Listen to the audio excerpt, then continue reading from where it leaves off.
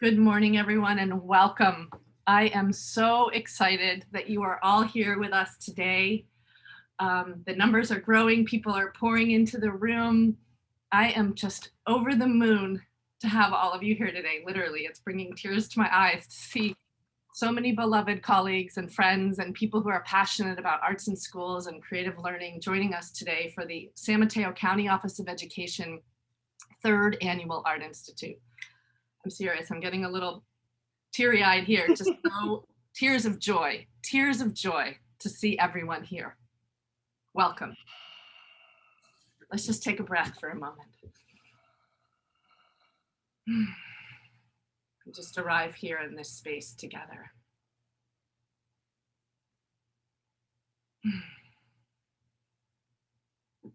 My name is Michelle Holt.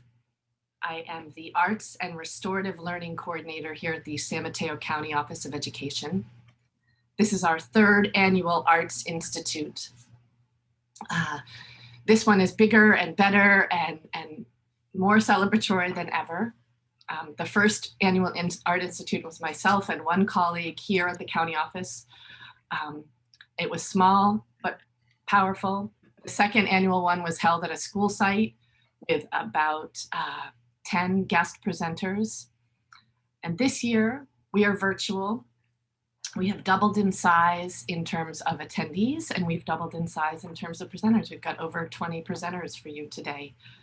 It's going to be a dynamic and really incredible day. I'm just so thrilled that you're here and that you're joining us. I have a few announcements and logistics to share with you, and then I will be introducing you to,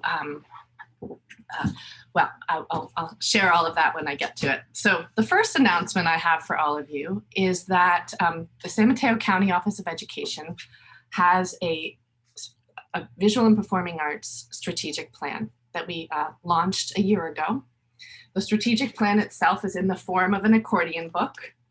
I will put the PDF for the plan in the chat so that everyone can look at it at your leisure. I invite you to look at our visual and performing arts strategic plan. It's there in the chat, and I invite you to communicate and reach out to me and connect. We're always looking for colleagues to connect with. A phrase I learned from one of my favorite teachers, Louise Music, is everyone is invited to the table, and you are all invited to this table today, and you are invited to my table anytime you want to talk about arts in schools. So that's my first piece that I want to share with you. The second piece I would like to share with all of you today is a little bit about the why, about this conference, about this gathering, about this institute. I am a passionate, maybe even rabid advocate for the arts and the importance of arts in schools. To me, the arts are the vehicle. And the fact that there's still not enough arts in schools in California is the biggest equity issue at the forefront of my mind and my heart. And I believe that arts are actually the vehicle that we can use to explore what we're all facing today. We're all collectively facing trauma through a global pandemic.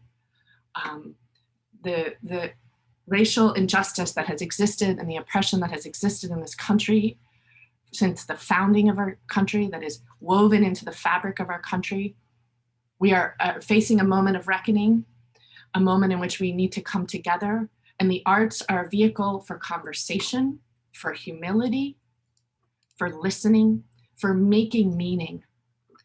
And so that's why I believe we should be having this conversation and why we're holding this institute today. The arts are a tool for resistance, for resilience. The arts are about community. As I said a moment ago, everyone's invited to the table. I'm going to share a very, very short story, and I decided to tell you the story of this piece that I'm wearing around my neck. So a friend of mine is an artist, she's a jeweler, and she made this piece originally, and it had 4 characters in it, myself, my ex-husband, and our 2 small children. Later, she added my 3rd child. The artist, the piece is flexible. The piece can grow. She added my 3rd child. And then later I went through a divorce. I've been divorced now for 9 years. And so she added more people. And now my piece is about community. And the reason I tell this story of a necklace and my pendant is because the arts can take existing material, take existing tools, strengths, assets, and repurpose them. And this is a time right now where we collectively have to grab all our tools and all our know-how. And we've been using the word pivot in the time of the pandemic, and even more so now. We have to grab those tools and we have to repurpose them and reuse them for change. And that change is about, as I've said several times already this morning, it's about community, it's about creativity, it's about connection. And for me, most of all, actually, really, it's about love. And so please bring all your tools today, especially your ears, your willingness to listen, your humility, your desire to connect. I loved what I was reading in the chat earlier about stepping into the lobby, imagining we're at a conference together in person and spreading, as Todd said, spreading our cream cheese on the bagel, or Joelle said, grabbing our fresh fruit. So make sure you've got your tea or your coffee, your journal, whatever way you like to make meaning and process, and welcome to the Art Institute. Get comfortable. One thing we've intentionally done, now I'll tell you a little bit about the structure of the day. One of the things we've intentionally built in is an 1.5 hour lunch break.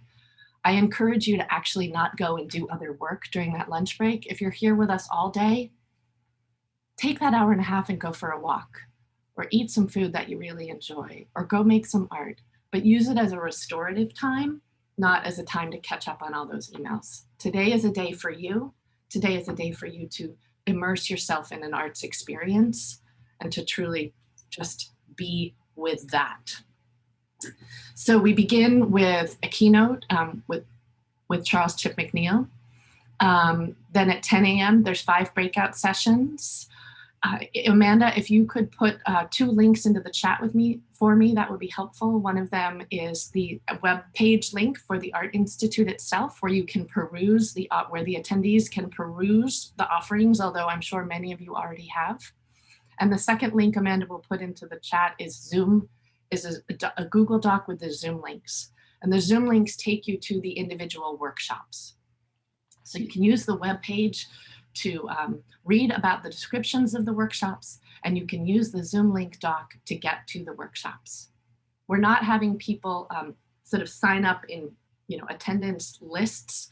So there is a little bit of freedom to move between workshops, but we do encourage you to sort of stay and listen and as the workshops get started. So that's a little bit about the logistics for today. We are not coming back together as a whole group. So right now we're a whole group of about 120. We will not actually gather again as a whole group after 10 a.m. So after 10, you'll attend your different workshops. At 1 p.m., there's only 2 options. There's a panel of amazing panelists speaking about the connections between music and social and emotional learning and the equity work we're all standing for today. And there is the Quilters of Gee's Bend presented by the San Mateo County Arts Commission. So at 1, you can choose, and I'm imagining there'll be about half and half. And then during the 10 a.m. time slot, the 2 p.m. time slot, and the 3 p.m. time slot, there are 5 options each with really dynamic and amazing presenters. All of them just have such great resources to share with you. Excuse me. And one last note, the morning workshops are 90 minutes and the afternoon workshops are 60 minutes. So just to clarify any confusion with that, again, take a nice, restorative, relaxing lunch break. Now, it is my honor and my absolute pleasure to introduce to you Niambi Clay. Niambi Clay is the new Executive Director of Equity Inclusion for the San Mateo County Office of Education. She has 25 years of experience in education leadership, including 8 years as a secondary school math teacher in the San Francisco-Oakland Bay Area. As a senior advisor at teach.org, she recently organized and moderated a panel on the impact and importance of Black teachers and the strategies and supports needed to effectively increase a pipeline for Black teachers. This panel, which included former Secretary of Education John King and other esteemed panelists, attracted over 400 attendees.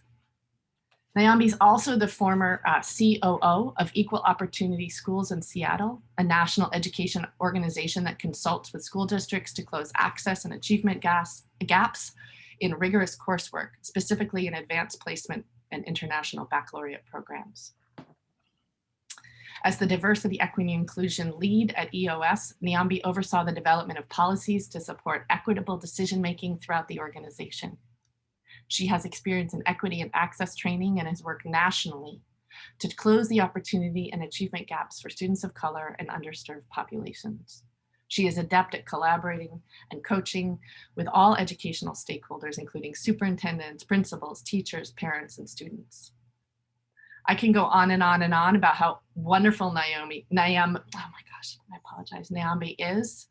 She's new to our organization. I am thrilled to be her colleague, to collaborate with Nyambi. She is just phenomenal. I welcome her. Nyambi will speak to you briefly, and she will also be introducing our keynote. I will be turning my camera off, so I wish all of you an incredible, beautiful day. And thank you, Nyambi. Thank you for being here. Thank you so much, Michelle. I'm very excited to join you all today to explore this topic of arts and education, and especially its intersections with equity and social justice. At the San Mateo County Office of Education, they have a definition, a working definition of equity, and that's providing every learner and staff member with opportunities, resources, and supports needed to thrive in school, career, and life. And I really want to just highlight the word thrive, because I believe as creative beings, we need creative outlets and forms of expression to thrive. So I believe, as Michelle mentioned, it's a critical social justice issue of just who even has access to arts in the schools.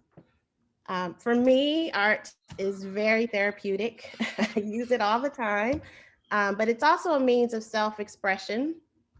But I also believe it goes beyond the individual, as you guys will talk about today, in terms of community and social justice issues. And so it is an accessible tool for everyone. Just like music is universal, that's an art form, art is universal. And so it's an accessible communication tool to really raise awareness about social issues and affect positive change. But I think a key piece for me in art and social justice is the empowerment piece. It really allows people to tell their own story, and I think that is critical. One of the big issues I feel we have in this country is people's stories are being told by other people. And so you really have to hear the story from the person with the lived experience. And I think art allows us to do that. It allows people to tell their story in their way, really show their a more complete picture of their community.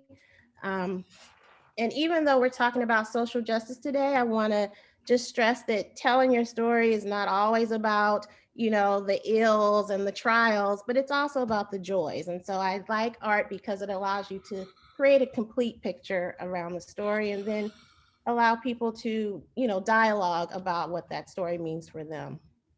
So I am truly excited to be able to introduce your keynote speaker today, Charles Chip McNeal. Charles Chip McNeal is an award-winning international educator, researcher, civic leader, and activist, engaging in transdisciplinary practice art forms and genres with a focus on arts, educational equity, social justice, community engagement, and cultural competency. He has over 30 years of senior leadership experience and is an accredited integrated learning specialist, as well as a certified oral historian. A celebrated dance educator, Mr. McNeal is the former director of education for the San Francisco Ballet, where he established the distinguished San Francisco Ballet Center for Dance Education, which engaged over 30,000 people annually through 1,500 different culturally diverse events. He also served as the transformative learning coach, leadership advisor, and arts integration specialist for the Alameda County Office of Education, where he developed culturally responsive social justice curriculum. Currently, he is the first ever Director of Diversity, Equity, and Community for the San Francisco Opera and is believed to be the first Director of Diversity for any opera company in the United States. So congratulations on that. In his role, he leads internal and external initiatives aimed at developing diverse audiences and creating a safe and diverse working environment, amongst other duties. In addition to this role, he's still training, teaching artists, conducting research. He's still advising. So he's a very, very busy man. He holds 2 bachelor degrees and is currently pursuing his doctorate in, let me read this, transformative theory in culturally and linguistically responsive studies and educational equity. That research focuses on the intersection of arts, cultural responsiveness, and educational equity as he devises solutions to the pressing issues of education reform and racial equity in the arts. It is my honor right now to present to you today, Mr. Charles Chip McNeal. Thank you so much for joining us today. We're excited to learn from you. Thank you. Thank you. This is amazing. Give me one moment here to get all the cameras online.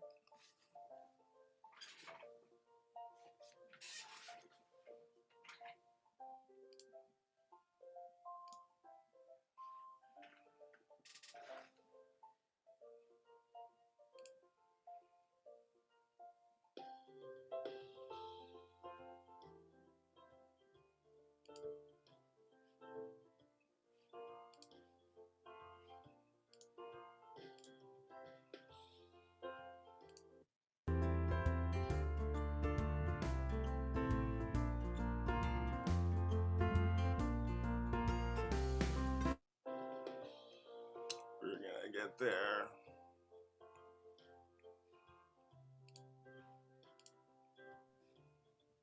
I did see your screen now.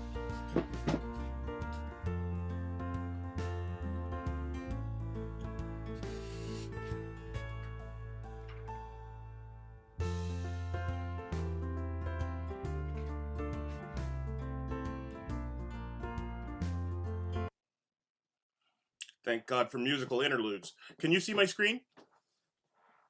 We can see your screen, but we can't see your face. You can't see my face. You can't see my face. I think you have to turn your camera on your, there you are. Now we see you. Now you see me? Okay. Hello, everybody. I'm Charles Chip McNeal, and I'm really excited to be here. This is an unprecedented time in this country. It's an unprecedented time in our lives, and we have to come together in new and important ways in order to solve the issues of the day. I'm excited to be here. I'm excited to share with you work that I've been doing for some time to look at making an impact in education in an important way to address the inequities in education. And so what I'm going to be talking about today is some of my research and, excitingly, my forthcoming book. Finally, yes. People's like, Chip, you should put that in a book. Put that in a book. Well, that is exactly what I'm writing. So this is an exciting opportunity for me to share with you my research.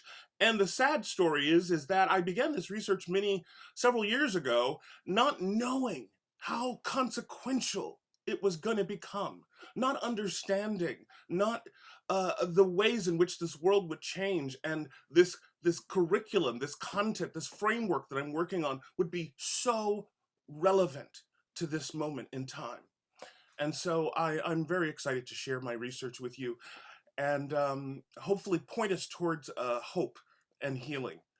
And before I do that, I want to just acknowledge that I'm calling from Oakland, California, that I sit on the land of the Chichenyo and Ohlone people, and this is unceded land.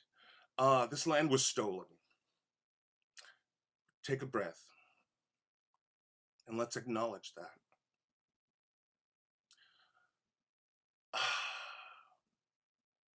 Acknowledgement of a land acknowledgement is important because it is a powerful way of showing respect and in one step forward in correcting the untold stories of too many indigenous peoples whose history has been erased.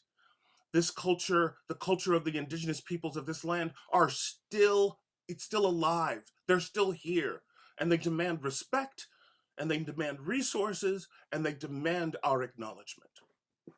I want to say that if you are off camera today or unable to see, I am a Black man who is bald, wearing glasses, with a beard, with a little white streak in it. I use pronouns him, his, and I am wearing a blue shirt with a white undershirt. As Michelle said, we are in these unprecedented times. COVID-19 has laid bare the inequities in our healthcare system, the systemic inequities that marginalize too many people. We have all experienced some degree of loss. We have all experienced some degree of loss. And I want to hold space for that. I want to acknowledge that.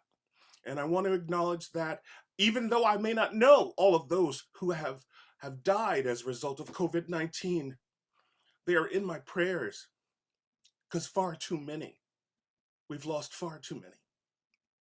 But on top of all of that, so many of us have lost jobs, and we've lost the ability to express and use our art, the thing that gives us so much meaning.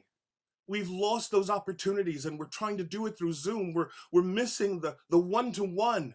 We're missing the chance to touch each other, hear each other, feel each other, and sense the authentic vibrations that happen when we're in the same room. But we're making it work as best we can. In the midst of all this, we have a racial reckoning. And some people think it's the first time, but it's not. Because the people who have been oppressed, Black people, people of the African diaspora, have been challenging this narrative since the beginning of time. Don't let them tell you differently. We've been challenging this since the beginning of time.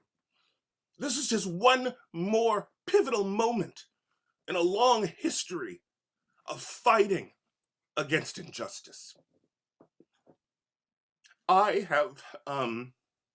do not have the privilege of sitting outside of that narrative. I do not have the privilege to talk about this racial unrest at a distance. Because I am a Black man in America living through one of the most harrowing times in my life. It is painful. Spiritually, it is painful.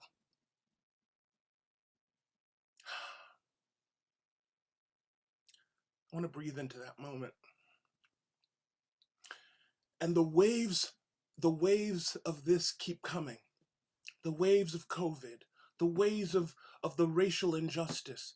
And just when we thought it was just about over, the Capitol uprising. And what did we learn? I'm going to say it. We learned that this injustice that we're talking about is plain as day. How do you treat people of color when they march for justice? How do you treat a different group of people, mostly white, who in fact become insurgents and seek to overturn our democracy? It's interesting and sad, the truths that were revealed in that. And let me tell you, the profundity of that sits with me still. I want to say that we need to acknowledge that Black lives matter. Black lives matter. Let us acknowledge that our world and our communities are not equitable, nor have they ever been. This pandemic and the growing movement against police brutality and for Black lives continues to bring into sharp focus how we must consider these historic injustices and inequities and disparities because they're actually present right in this moment.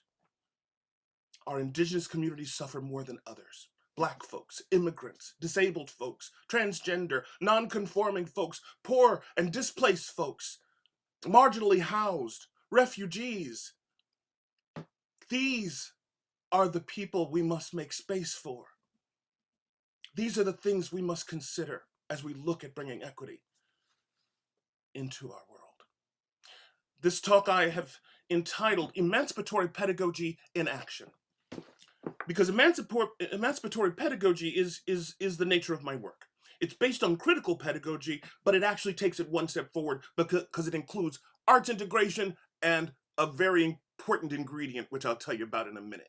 Emancipatory pedagogy in action, because beyond the concept I'm going to talk about, I want you to know what to do. I want you to know how to put it into practice. I want you to know how tomorrow, how you wake up the next day, how to use these ideas, use these concepts as a way to help you to see your work more clearly and to bring a sense of equity to your practice. Emancipatory pedagogy in action.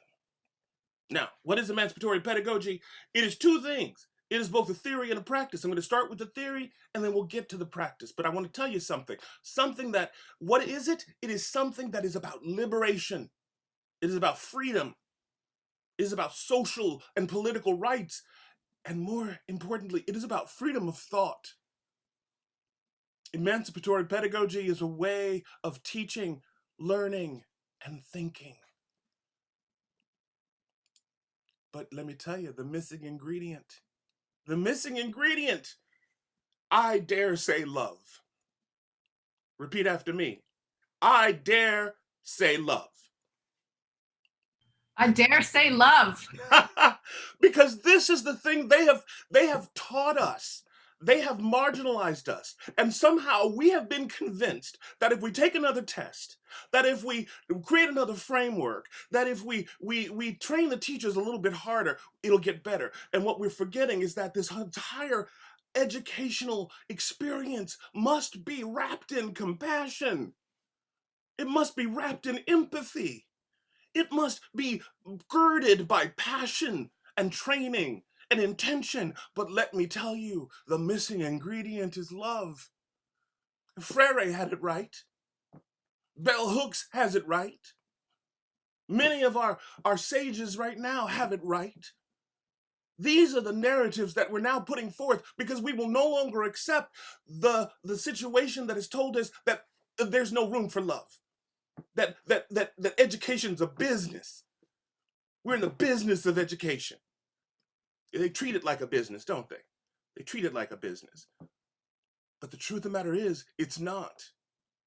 It's a relationship. It's a relationship.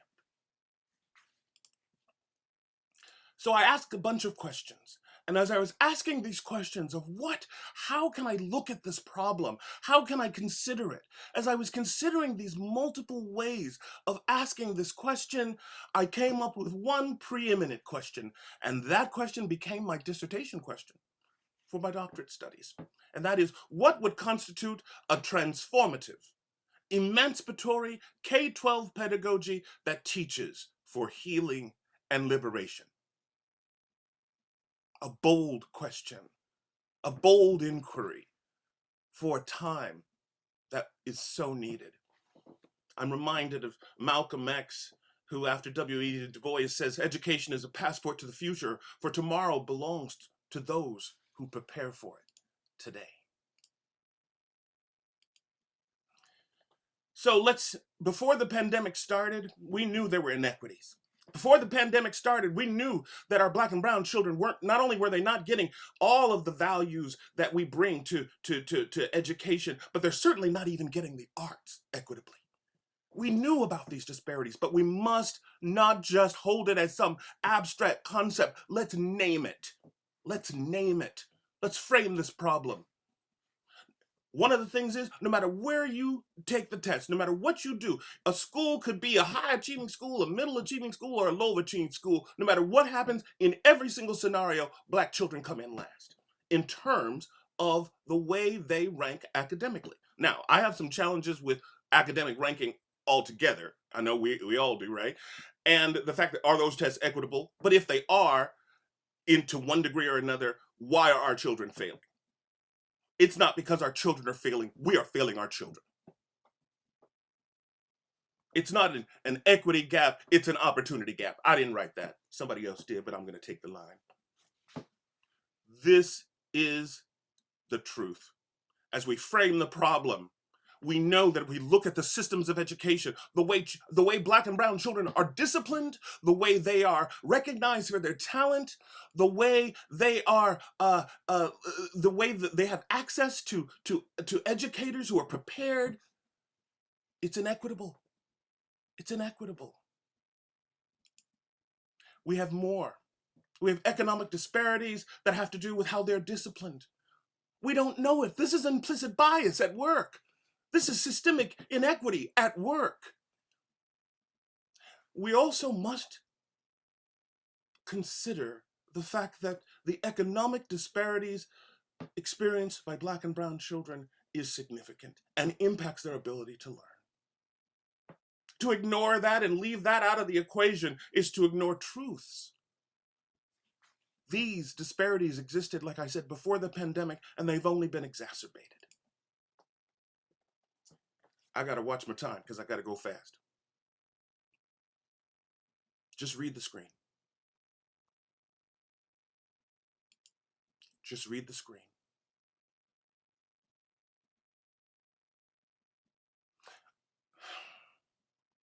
When I see those numbers, those are not just numbers, those are human beings. There are names behind them. There are spirits behind them. There are children behind them. There are people behind them. There are families behind them. Let's not accept these numbers so easily. Let's be enraged. Let's be outraged by them.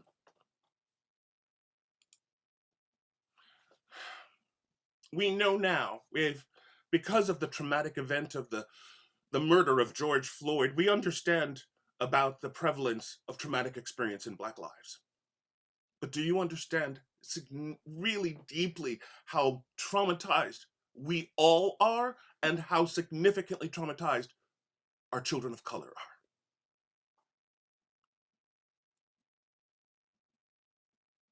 This is an outrage. How can they be expected to learn under these kinds of conditions? Under threat, anxiety. These are the conditions we must address. And why am I outlining this? Because this is the problem I'm talking about solving. So I'm laying out the problem so we can understand what we need to address. What we're talking about is an educational disconnect. We're talking about an educational disconnect. And so as I thought about this and I researched this educational disconnect, 3 things in modern contemporary research came up. Children must be motivated. That is one of the 3 factors that matter most in terms of their sense of achievement in education and in life. Untethered relationships, that relationships matter, that idea of having a mentor, not just a caregiver, but having someone who's in your corner, who's your champion, that the relationships matter. We've forgotten some of this. And last but not least, culture. Their culture must show up. It must be in the work. It must be present. They must have something to respond to that shows them that they have value and what they come from matters. These 3 elements must be included in any solution we come up with. And so we have this situation where Black kids and Latinx kids and other kids of color and marginalized populations are failing academically according to the records. And they will become a larger part of our population going forward. So what must we do? What must we do? Before I go on, I'm just going to give you one quick thing. What do you think these are? This is a rhetorical question, don't answer. What do you think these are? Look for a second. Because I'm going to tell you what you already know. These are jobs, professions that did not exist as a professional category 10 years ago. You know where I'm going? Okay, these are jobs that did not exist as a professional category 10 years ago. So if that's so, if our world is moving forward at a tremendous speed, technological advances, global exchanges, the creation of commodities and economics that we've never even envisioned, then what are we teaching for? We can't be teaching them to do a job that hasn't yet been invented. So then what are we teaching for? We're teaching for love. We're teaching for compassion. We're teaching for the ability to do these things. Facts don't matter. When we were children, it was drilled into our head. 1492, Columbus sailed the ocean blue. You know what? It doesn't matter. I can Google Columbus in a heartbeat. You can Google a fact, but you can't Google deep understanding. You can't Google critical thinking. You cannot Google mindfulness reflection that lets me see who I am and how I learn and how I'm in relationship to you. You can't Google that. You can't Google that. So that's what we're teaching for. We're teaching for, and this last category here is something new to us. I'm going to introduce a few things that are new. Multiliteracy. Multiliteracy. It began in the UK, and now it's something that I want to bring into the larger discourse. It is beyond literacy. It is not just literacy as we understand it, but it is technological literacy. It is global literacy. It is human literacy. It is social justice literacy. It is all the literacies that make up the understanding we have to be critical, active citizens in the world. You know what? I'm already talking, and if you know me, you know when you see Chip, you're gonna dance. So that was a big, did you like that transition? Okay, so we're gonna dance, and because we're gonna take a breath right now, because I'm laying down a lot of information. I'm unpacking a lot of information. So I'm gonna do a little brain dance, and the brain dance hopefully will get us mind and body ready so that we can continue to sort of unpack these really critical ideas, these critical thoughts. So if you are ready, I am going to turn on my second camera over here should be working. And what I'm gonna do is put some music on, and we're gonna do a little brain dance. Would you do a brain dance with me? You can do this sitting, or if you want to, you can do it standing up. And here I am on camera. So what we can do is take a deep breath and blow it out. Tactile. Squeeze. Squeeze. Squeeze. Squeeze. Genetic. Squeeze. Squeeze. Squeeze. Squeeze. Let's try a tap. Tap. Come on now, tap. Belly, tap your belly. If you're sitting down, you can do the whole thing sitting down if you want. Crack your head, rush. As if there's lint everywhere. Let's turn the music up a little bit. I need some inspiration. Good job. Core distal. Core. Make a small, tight shape. Distal. Big and open. Core. Get small and tight. Distal. Let's do that one more time. Round over. Curl your spine. Distal. Open and stretch. Head, tail. Move your head. You can make that own move up. Move your head. You don't even have to watch me if you don't want to. Just listen to my voice. Wiggle your tail. Wiggle your butt. Wiggle your butt. Butt wiggle time. How many times do you go to a workshop and people say wiggle your butt? Like that doesn't happen a lot. Wiggle your head and your butt.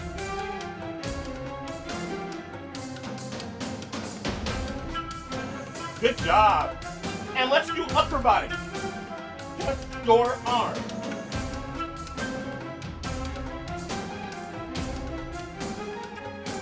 Good job. You can swim to the swim. Kind of like that move. Oh, I have a move for you. You can do this if you want to, or do your own movement.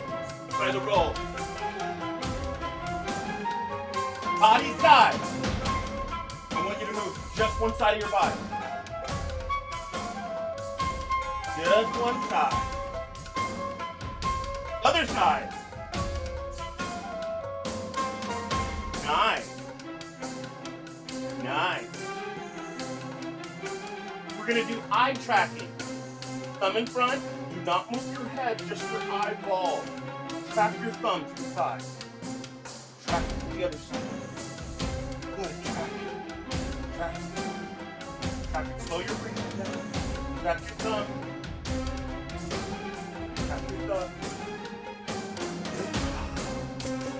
Now we're going to go to cross lateral. We want to cross the midline. Come on. Cross. Cross.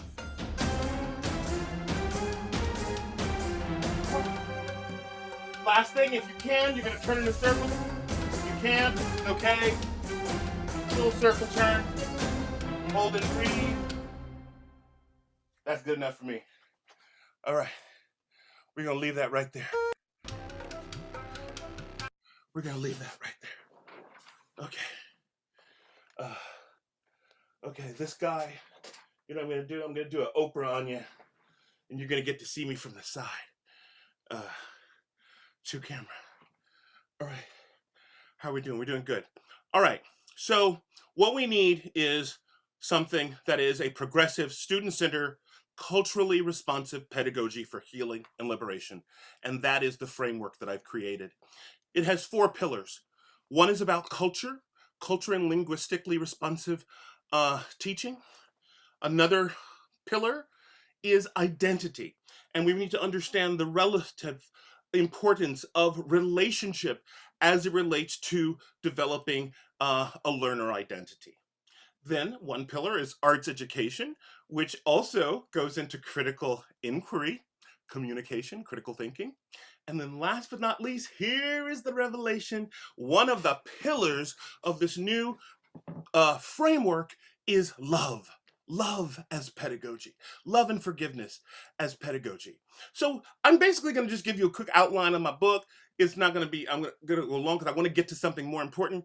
Essentially, what I do over here is I frame the problem. I talk about what I've already done and showed you already is we need to focus and remember that, in fact, what is the purpose of education? What are we teaching for? Are we teaching for facts? Are we teaching for dispositions, understandings, and capacities, which will help a student not only survive, but thrive in an era of an unknown future? I hope that lays it out pretty clearly. Then we get to chapter 1. I'm talking about culturally and linguistically responsive teaching. I have some incredible people in my life who've helped me to understand the very critical importance of linguistically responsive pedagogy, culturally relevant pedagogy, culture, the meaning of culture and identity in education. But moving on to the second and third pillars, again, we look at relationship. We look at and we come to understand the importance of social construction. We do not learn in a vacuum. We learn in and through relationships. We are a social people. That's what people are. We're social. That's why Tom Hanks, when he was on that island with that basket, with that ball, and he looked like he was kind of like losing it a little bit, because we're used to people. We need to talk to people. We need to interact with people. This is where we get this is how culture is transmitted. This is how values are transmitted. This is how hope is transmitted, partly, right? Through these relationships. But this chapter, this pillar of the second chapter, the second pillar looks at also looking at how we might create an opportunity for students to develop a growth mindset, to understand that who they are and what they are is malleable, it changes, it's plastic, it is evolving. And last but not least, you know how important in this third pillar, how important arts and creativity is, creative inquiry, dance and movement, how moving the body is, to me, it is inseparable to learning. Because if this is where I am holding cognitive thought, where is this housed? It is housed in this thing, this vessel which I will either love or come to despise over my lifetime. One that I will take comfort in and revel in its amazingness, or one in which I will have shame. How are we addressing that? Multiculturalism, the ability to speak to people from many backgrounds and interact with them in important ways. I want to go on to the last part. I want to tell you a lot of this work is about neuroscience. This is all based on research. This is not only 30 years of teaching, but this is research. This is 5 years of concerted research looking at the neuroscience of how children learn and how we make learning stick. We must address trauma. We must address and continue to address social emotional intelligence. But we also must look at love. And Black people and love have a strange and beautiful history because it is what has enabled us to survive. Love is what got us through all of the trials and tribulations of the uprisings over a course of 400 years. It is what makes us stand before you, even in the face of unprecedented oppression on a daily basis. It is love, but in the same way that we can transmit love, we also have transgenerational trauma. We are inherited. Trauma that my ancestors experienced that I'm still holding in some way. How do we hold all of that together? How do we hold all that together? We must look at this opportunity to shift our culture. In this conclusion of this book, I'm going to talk about the way we must look at framing education for a new age. We're afraid to change too much because we have a structure of what education is. Blow it up. I say blow it up. Blow the whole thing up and let's reinvent the whole thing. So you might think, who is this for? This work is for all of us. It's for all of you. It is for educators. It is for arts educators. It is for teaching artists. It's for anybody, right? And here's the thing. Somebody will tell you that they don't have enough money to change education, to do the work we're talking about, to bring the considerations that I'm laying out here. And here's the thing. We do have time because we have time to build prisons. We have money to build prisons. We don't have time. We don't have money. They'll tell us that, but the truth of the matter is we do. We do. Because guess what? The school to prison pipeline is alive and well. How do we dismantle that? Here's what I want us to know. Last thing, anti-Black racism is a health crisis. It's a health crisis. That's been said by the San Francisco Human Rights Commission. It's now been said by the California State Department of the Health Department, and now the feds are saying it. What this means is all of us are being compromised by anti-Black racism. Any relevant curriculum for the 21st century must address anti-Black racism.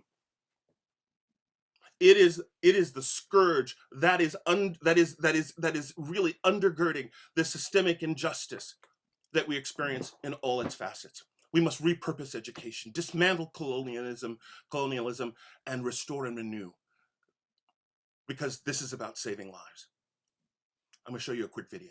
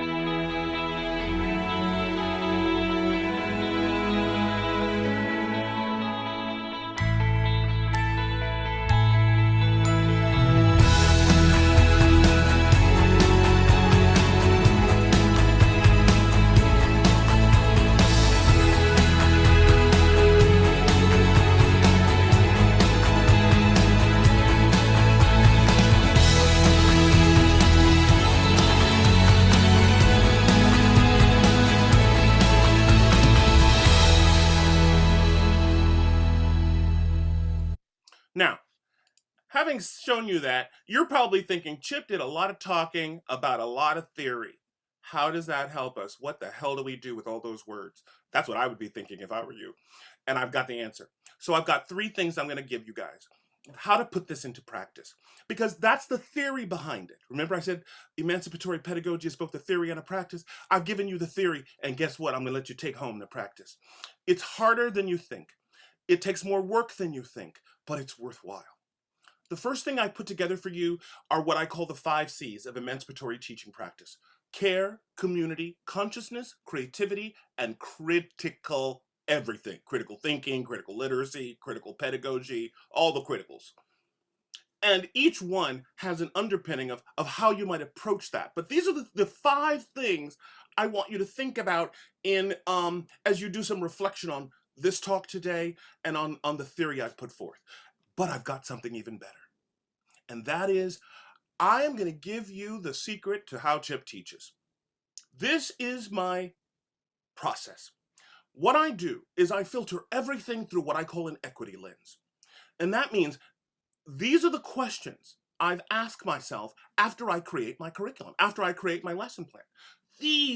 This is how I take every concept you have seen me name, every idea that you have seen me put forth, every theory that you saw me just reference. This is where it comes into play. This is how it gets acted out.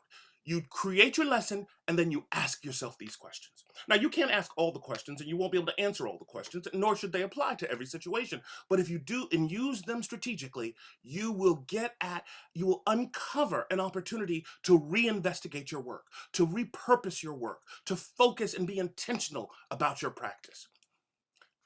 Now, I'm going to give you that as a handout. I want to tell you guys it's been amazing to be here. And if I had time, I had another little activity or two, but I'm going to have to wrap it up.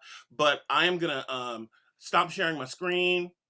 And what I'm going to do is I'm going to drop in the chat a couple of little documents. And I hope is that these will be something that you guys can use to okay, it won't let me do it. So they will send you these handouts.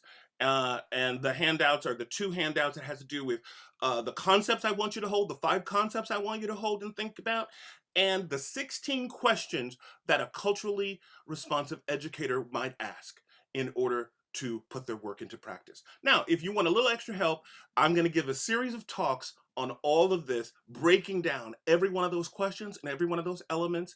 And you'll hopefully hear more about me when I unveil a new website, which is going to allow me to do a series of talks that you can subscribe to, where I actually break down and unpack all of those concepts and give you the tools you need to put this into practice in a meaningful way.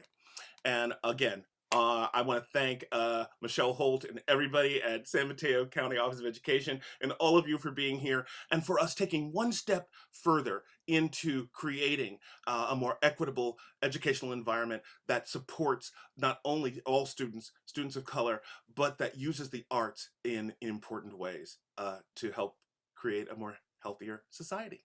So, thank you. Thank you so much, Chip. That was incredible. We are so grateful to you. I love pedagogy. I'm all over that. And I am so grateful for everyone who's here. Just a couple of logistics. I did put the Zoom link doc into the chat. I'll put it again. It's really just so you can know where to go for your next workshop. It's your choice. We do have one request, and I'm going to actually ask the presenters to share it as well. I'll be dropping into your workshops and sharing it there as well. But we do have a survey. Please fill it out at the end of your day in terms of, whenever you're leaving us for the day, please fill out the survey. We really value your feedback. We want to hear from you. We want to continue to partner with you. And so that's the survey in the chat. And I am just thrilled. So take, just a moment to get some water, bio break, and then join your next workshop. One more big love for Chip. We love you, Chip. Thank you so much for just invigorating. There were so many incredible comments in the chat, so much love back at you, so much gratitude for including movement. Thank you for making this an embodied practice for us. And thank you for all of your work that you're doing, your book and your series. And we are all going to continue to learn from you. And we're all going to do this together, this love pedagogy, which I'm all over. And so thank you, everyone, and enjoy the rest of the day. Sending so much love.